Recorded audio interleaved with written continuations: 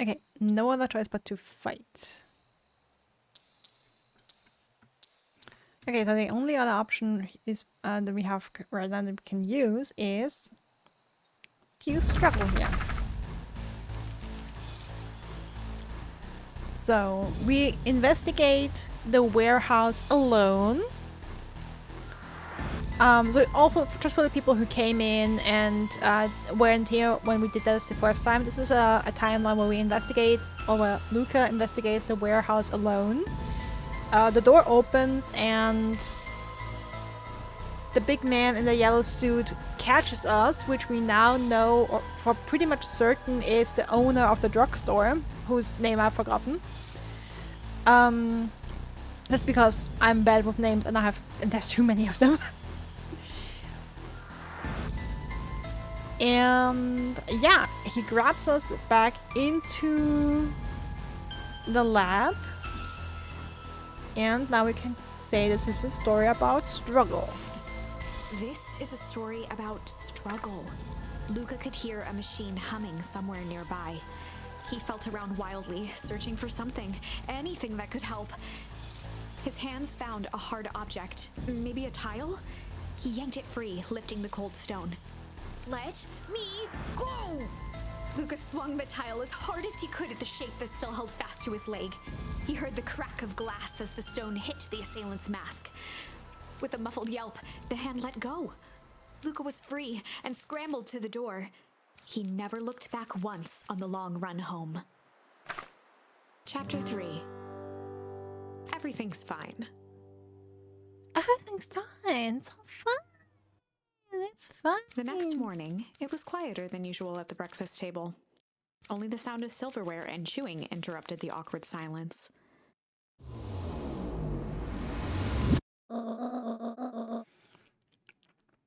I finished drawing a mess of jam last night. So I'll need to get delivered into town today. Okay. So what did you and Rolo get up to yesterday? Oh, Rolo had things to do, so I just have poked around town. I set the jam down by the front door. There's 2 batches to drop off. One from Mr. Tolliver at the Bag and Wag. Another for Mrs. Fratelli at the diner. Oh, and Mr. Nuncree, that's the creep's name. He said he wanted some more. I suspected as much. Yes, he seems to have taken a particular interest in my jam. Oh yeah, he wants your jam for sure. Your jam and your honey and all the good stuff. There's some extras in the basket for that enthusiastic gentleman. Enthusiastic is one word for it. That fucker's gonna be last. Hey, why are you bonking me? He's the creep. I need a bonk command. I need that. Just make sure for Tally and Talibac get the ones on top. No problem.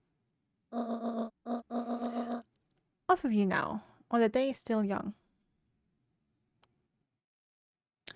Okay, now I'm wondering what happens if we mess up the delivery order.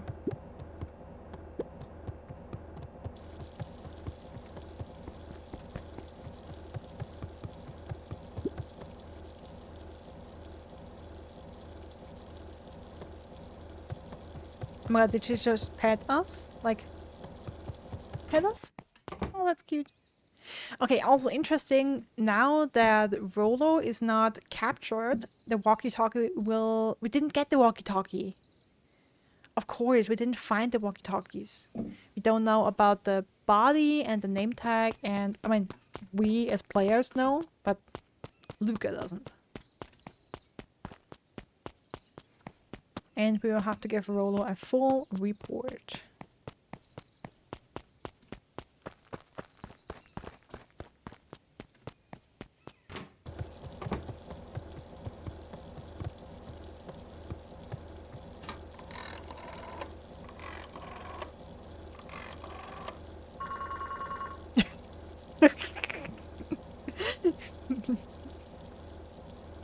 Well, it's not a lie. He wants her jam. And her... you know, he wants her jam.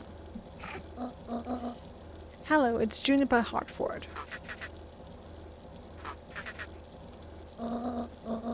Before you hang up, just hear me out.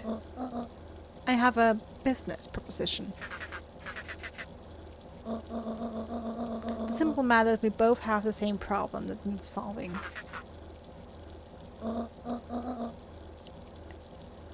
Very well, we can meet tonight. Juniper is a lovely name. Oh, hello. Okay, I just want to have a quick look around the house and see if there's anything else. Like, I always want to look around. I mean, we have that already, but we can chill for a second. Oh, I love that slide.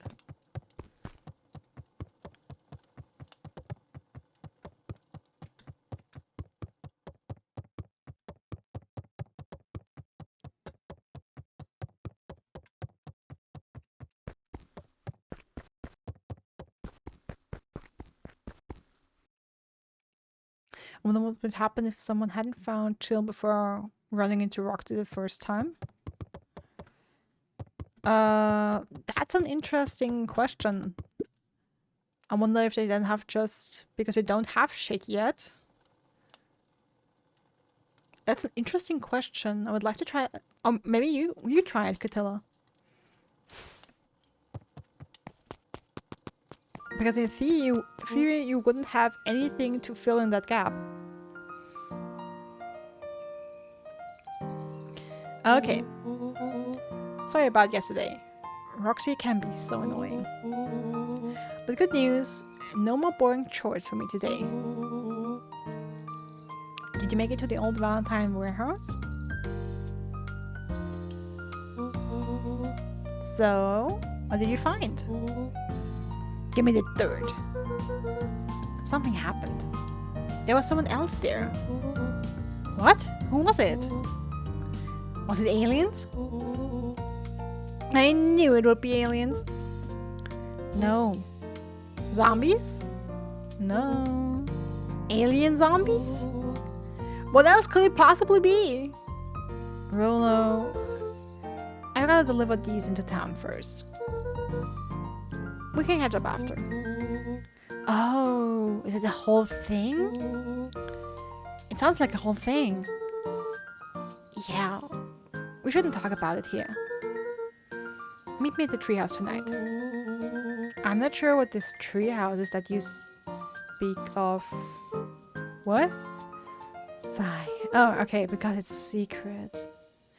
Meet me at Mission Control. Roger that, Space Cadet.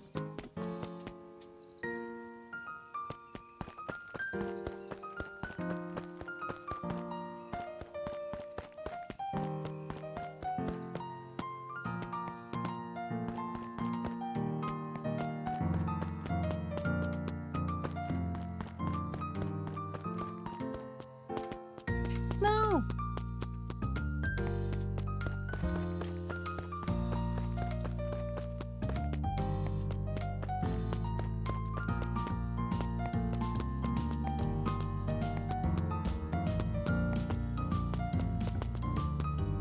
Okay, then you can walk through them without sneezing.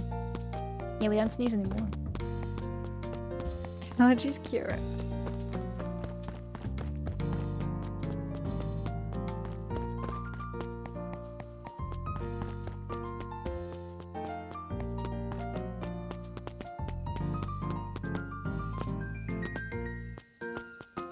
A nice day in Beacon Pines. Okay, no one's in panic looking for Rolo, so probably everyone has a more chill day today. Wait, what's your step? Oh, sorry. There was a whole family of beetles here. They've gone missing. I thought they just sort of wandered around. Everyone has a home, Luca. Even beetles. Luca checked the soles of his sandals. think we're okay. It's weird that they're gone. They went missing when the festival preparations began. I think that you think the noise scared them away? Something like that. Just watch where you step, okay?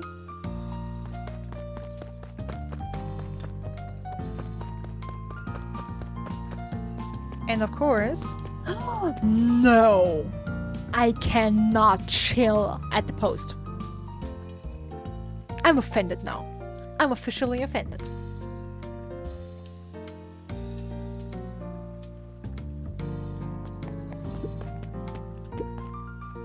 Handsful. Oh, I'll show you Handsful.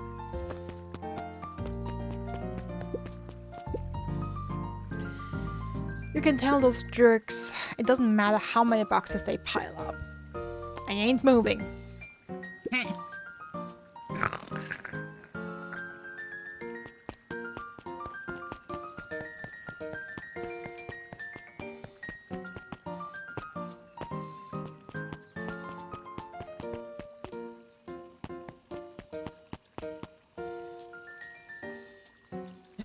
Handful of jamming, you really do need a bonk command.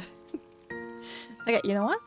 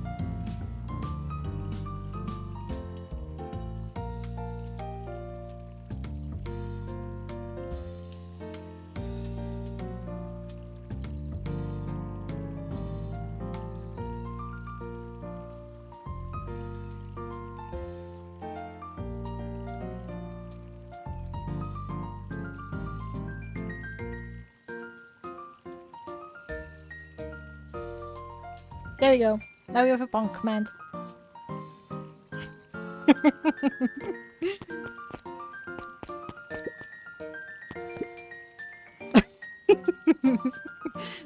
Steiner. Mr. Wilder, I trust you have time to chat. Eris Valentine, oldest of Sharper Valentine's children, and heir to the Valentine fortune, had a way of making questions seem like demands. Certainly. What seems to be the problem? Mr. Wilder had learned to assume that if he was hearing from Eris, it was because she had taken issue with something he had put in the paper. I couldn't help but know this. But the front page of this morning's paper was consumed with stories about this silly festival. Well, yes. This is the news of the day. But there was no mention of the museum, nor the foundation through which it was endowed. I'm sorry, Miss Valentine. My readers are more so interested in this town's future, rather than any one family in particular. There was a time, Mr. Wilder, when the goings on of my family was the only thing this town cared about. Well, things change, ma'am. And you know, change is dangerous. If you finish that thought, I'll make that monocle a permanent fixture of your anatomy. Damn! My apologies. Good day, Miss Valentine. Aggressive much? Did I give you the impression that this conversation was finished? Mr. Wilder averted his gaze and began to polish his monocle. Well, good day, Mr. Wilder. Oh yeah, she needs to have the last word.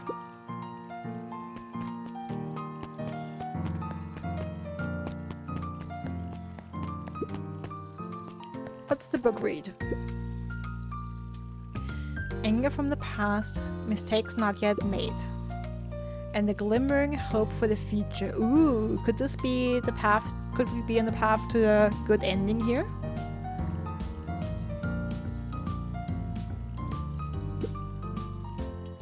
He carried them all in equal parts, everywhere he went. Oh heavens, what a burden to bear.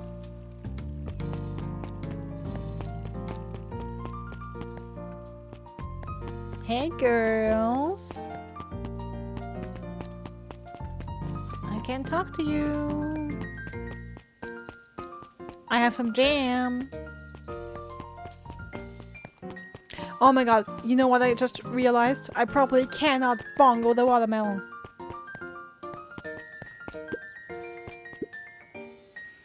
How do you keep the ice cream cold? We keep them on ice. Where do you get the ice from? I don't know. Somewhere cold. How do they keep somewhere cold cold? Look, bird. Do you want some ice cream or not? No, I'm good.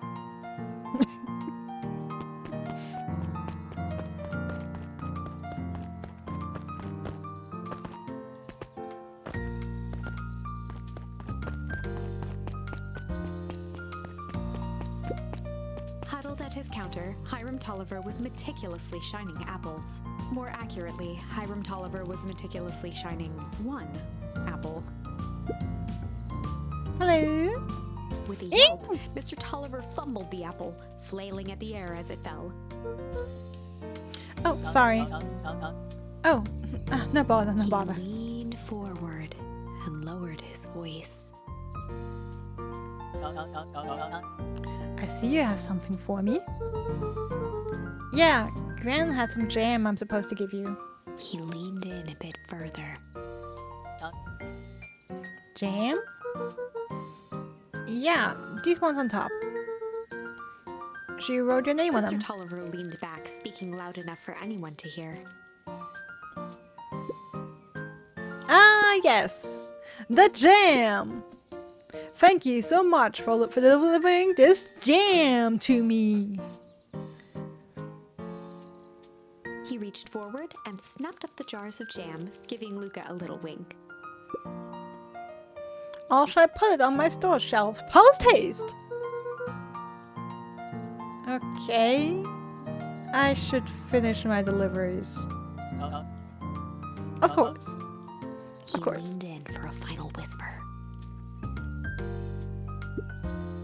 Of course.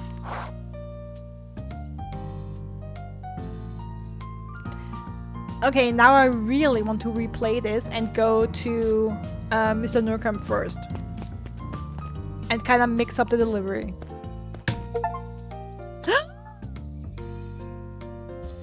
Oh yeah! Melon kicker! Kick it.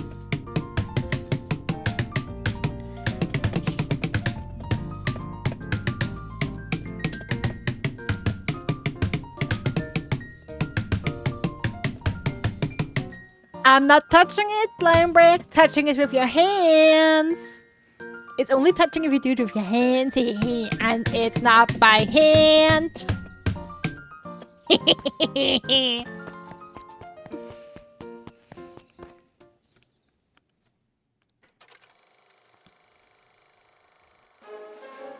We all know Beacon Pines is a great town. What you may not know is great towns grow from mighty roots. And that is why you cannot tell the story of Beacon Pines without telling the story of one Sharper Valentine. Young Sharper's keen intellect and strong moral fiber led to a grand vision. A vision of a community dedicated to a better tomorrow. In his own words, a better tomorrow. I'm actually the younger sibling. But it requires a singular mind to harness it. I guess I have older sibling energy. We started to grow that vision here in Beacon Pine. And how does one grow a better tomorrow? With fertilizer, of course. Valentine's Fertilizer Company became the lifeblood of a town yearning for purpose. But then tragedy struck. A scientific experiment gone wrong. An accident which took Sharper away from us far too soon. To this day, we struggle to pick up the pieces. That's something I wanted that struck me while we watched this movie the first time. That this guy, that Sharper Valentine, you know, he's not sharp, he's sharper. Together we will follow his example and grow a bountiful future. Nice name choice there. Finally, the Valentine Fertilizer Company Ribbons Fund.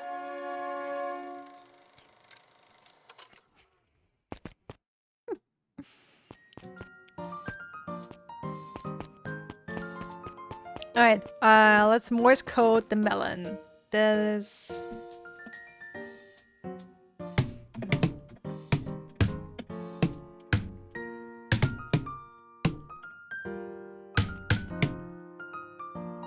That's the best I can do.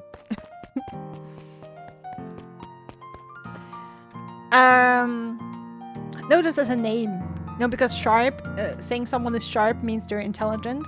And, you know, he's Sharper Valentine is bound out to be like this ingenious person who came up with fertilizer, and basically he's the reason why this town exists and all that. Like, he was really sharp, really smart, and his name is Sharper. No, he's not necessarily sharper than me, but sharper like than everyone else. And that's why he was so successful.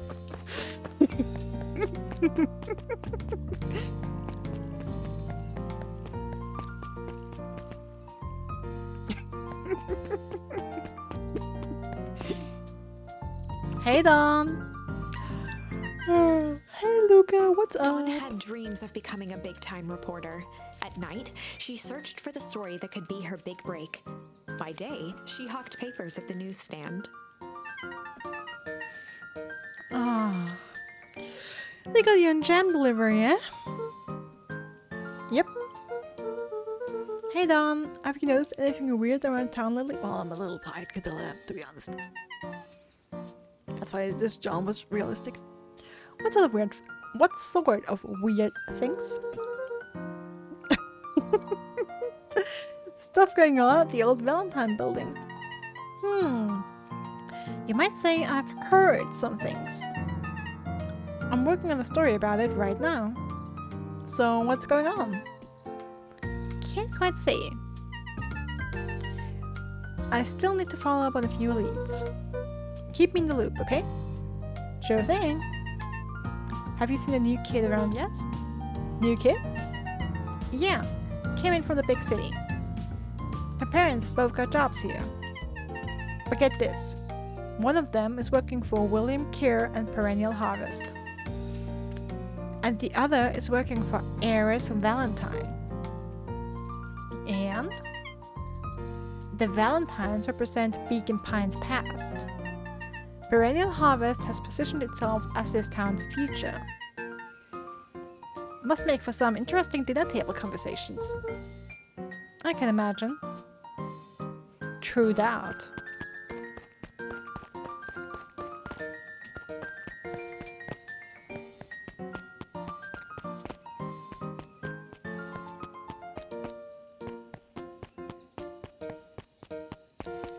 Alright, into the diner.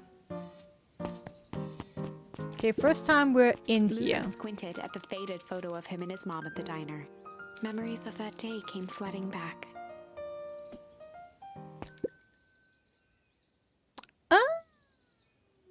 Hello.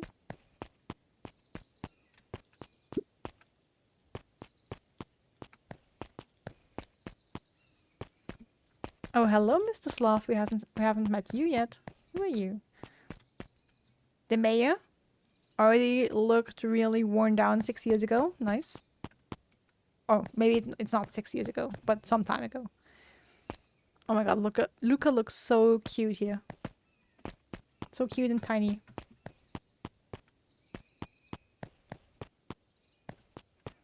Isn't that the same lady rabbit that is... No, I think we see her, like in our current time, we see her with a child as well. But she's not pregnant right now, is she? I mean, again, she's a rabbit. Like, you know, the stereotype about rabbits.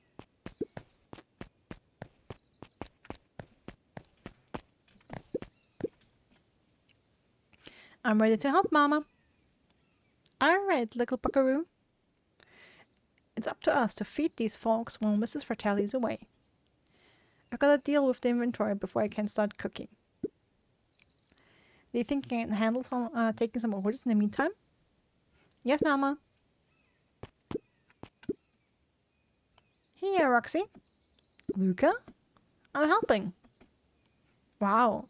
Hopefully your work ethic will rub off on Rolo. What can I get you? I'm not really feeling like a burger. How about a chicken sandwich with bacon on top? But this is still a sandwich if it has bacon.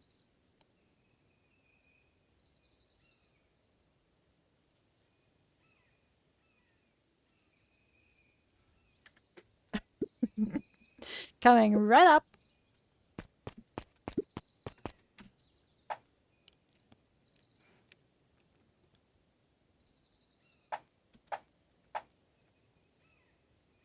Okay, chicken tender.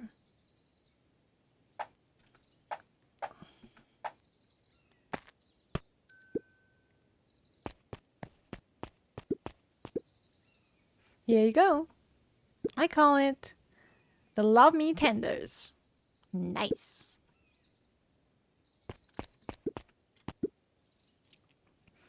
Aren't you a little young to be waiting tables? I'm just helping out. Ah, my father had me hustling when I was your age as well. Child labor. Father always says, children are to be sails, pulling a family ever forward. That doesn't sound very fun. There's plenty of time for fun. For instance, Father and I always make time to have lunch together once a month. Luca glanced at the empty seat across from Gus. Should I come back? Oh no, it turns out Father was too busy to have lunch today. I'll just go ahead and eat alone. Oh. The silver lining is, without him around, I can have my usual. A nice stack of cold cuts topped with a pile of sloppy chili.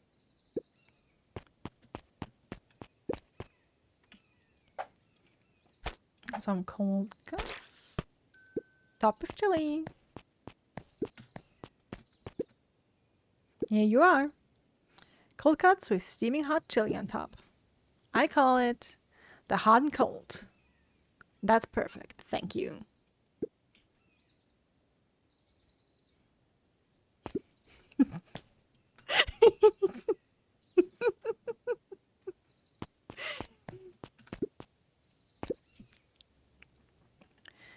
Gadzooks, they've shrunk the wait staff. Jeff slapped the table and gave Luca a toothy grin. Oh, that's Jeff. So probably we won't see you around in the regular time, since your store closed. How's your Pops doing? Okay, so this is at least 6 years ago, since Pops is still alive. He's been pretty busy these days. I know the feeling. Tell him that fishing rod he ordered should be ready next week, will ya? Sure thing. I've been in the mood for something sweet. You got a burger that can satisfy a sweet tooth? A sweet burger? Yeah, and top it off with some grilled cactus. Grilled cactus? The heart wants what it wants.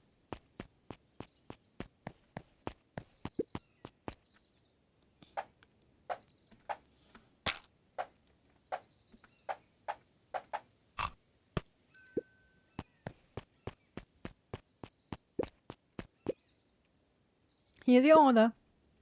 I call it the sweet and stabby. Ha! Now that's a burger with bite.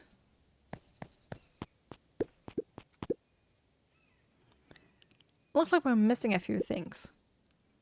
Why don't you run out and grab some more ingredients? Okay, I'll be back.